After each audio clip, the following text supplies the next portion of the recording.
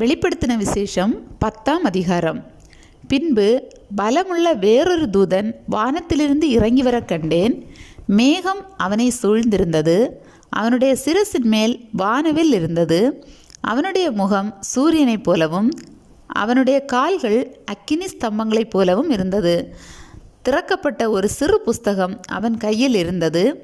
தன் வலது பாதத்தை சமுத்திரத்தின் மேலும் தன் இடது பாதத்தை பூமியின் மேலும் வைத்து சிங்கம் கர்ச்சிக்கிறது போல மகா சத்தமாய் ஆர்ப்பரித்தான்.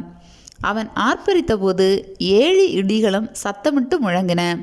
அவ்வேழு இடிகளும் தங்கள் சத்தங்களை முழங்கின போது நான் எழுத வேண்டும் என்றிருந்தேன். அப்பொழுது 7 இடி முழக்கங்கள் சொன்னவைகளை நீ எழுதாமல் முத்திரை போடு என்று வானத்திலிருந்து ஒரு சத்தம் உண்டாக கேட்டேன். சமுத்திரத்தின் மேலும் பூமியின் மேலும் நிற்கிறதாக நான் கண்ட தூதன் தன் கையை வானத்திற்கு நேராக உயர்த்தி, இனி காலம் செல்லாது, ஆனாலும் தேவன் தம்முடைய ஊழியக்காரராகிய தீர்க்கதரிசிகளுக்கு சுவிசேஷமாய் அறிவித்தபடி 7ஆம் தூதனுடைய சத்தத்தின் நாட்களிலே அவன் எக்காலம் ஊதப்போகிற போது தேவ ரகசியம் நிறைவேறும் என்று வானத்தையும் அதில் உள்ளவைகளையும் பூமியையும் அதில் உள்ளவைகளையும் சமுத்திரத்தையும் அதில் உள்ளவைகளையும் சிருஷ்டித்தவரும் சதா காலங்களிலும் உயிரோடு இருக்கிறவருமானவர் மேல் ஆணையிட்டு சொன்னான்.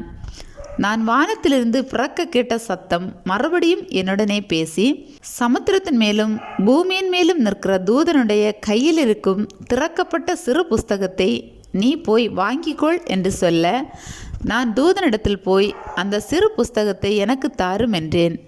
அதற்கு அவன், நீ இதை வாங்கி பூசி, இது உன் வயிற்றுக்கு கசப்பாயிருக்கும், ஆகிலும் உன் வாய்க்கு இது தேனை போல மதுரமாயிருக்கும் என்றான்.